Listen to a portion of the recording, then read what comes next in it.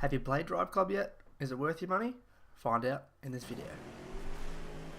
There is many reasons why you should get Driveclub now more than ever, but first I'll cover the reasons why you shouldn't have got it earlier and waited until this date to purchase it, or even just play it at a friend's house.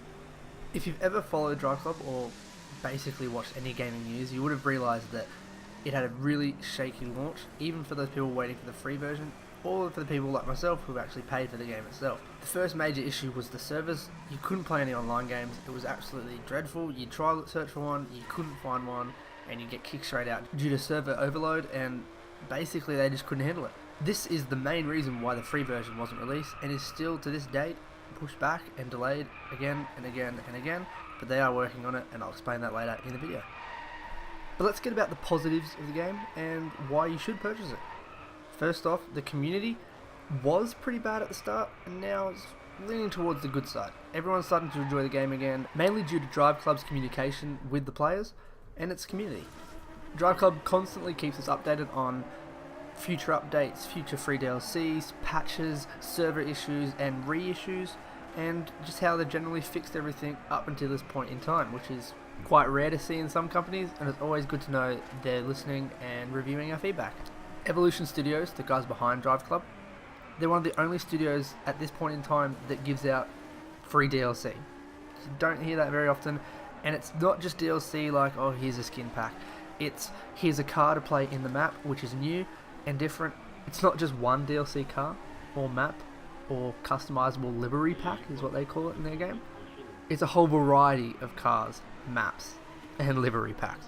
They've also got a season pass, which is probably one of the most unique and purposeful season passes. It gives you a whole variety of new packs, cars, maps. I'm talking about 6 or 7 at the moment, full packs of new cars, new everything, and there's 3 more on the way until the cycle's over. And this adds hours upon hours upon hours of gameplay and fun for you guys. Alright, let's move to the multiplayer, which I think is the main focus of this game and where it really truly does shine. Yes, I know what you're thinking, it was broken, it didn't work, I couldn't find games.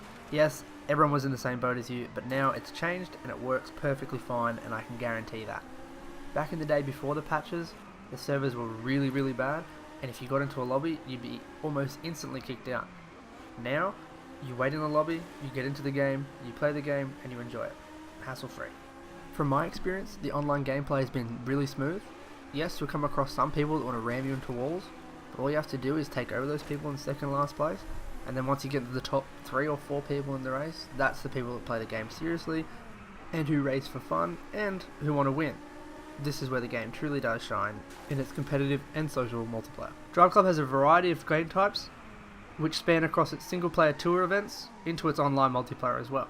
Let's start off with the single player tour, where you're given a certain cup where you have to drive specific cars, and in each cup there is a certain amount of stars you can achieve in each cup, which you have to do certain things like beating a time or coming first in a track.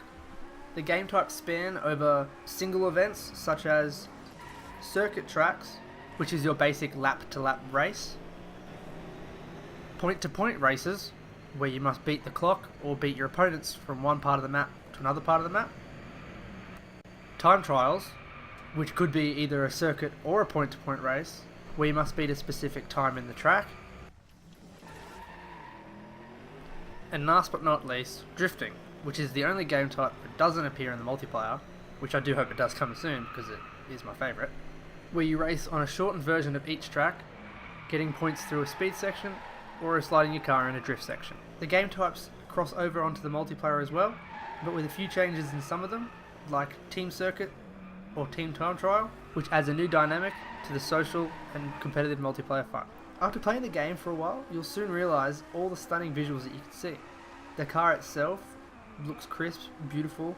All the scratches and dings you get from hitting walls, you'll see.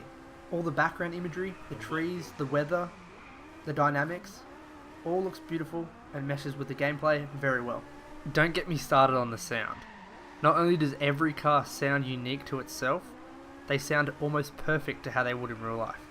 The sounds of your car revving its engine before the track starts, the sound of screeching through a drift, the sound of your car crashing into walls, all sounds unique and right for each moment. Before I wrap this video up, let's have a look at the cars, the tracks, and the customizable options for your own decals.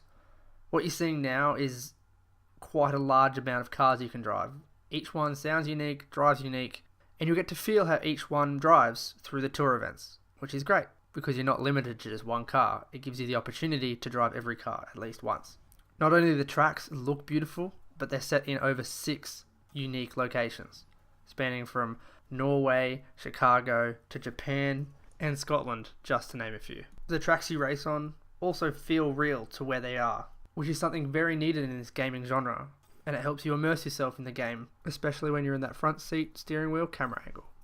And lastly, the customizable options for your own cars, which is kind of cool if you're in a club, which consists of you and 4 other friends, driving to be the best. You can make your own custom decals to make your car look unique on the race, which is kind of cool. This spans from colours of your car to colours of the patterns on the car. You can chuck on numbers, you can chuck accolades onto your car, which adds a little bit more to the game to keep you entertained for a little bit longer. So that's it, guys. That's my Drive Club video. I hope you enjoyed it. Thank you for watching. So let me know in the comments if what I've talked about in this video has made you see the light in the game. It's not as bad as what people say. Hopefully you see that now and you give it a chance at least once. So let me know in the comments what you think. Are you waiting for the free version? Are you going to go out and pay for it now? It's relatively cheap now, even if you do manage to find a pre-owned copy, or even just borrow it from a friend. Please give it a go. I'm sure you'll like it. Thanks for watching this video, guys. See you around.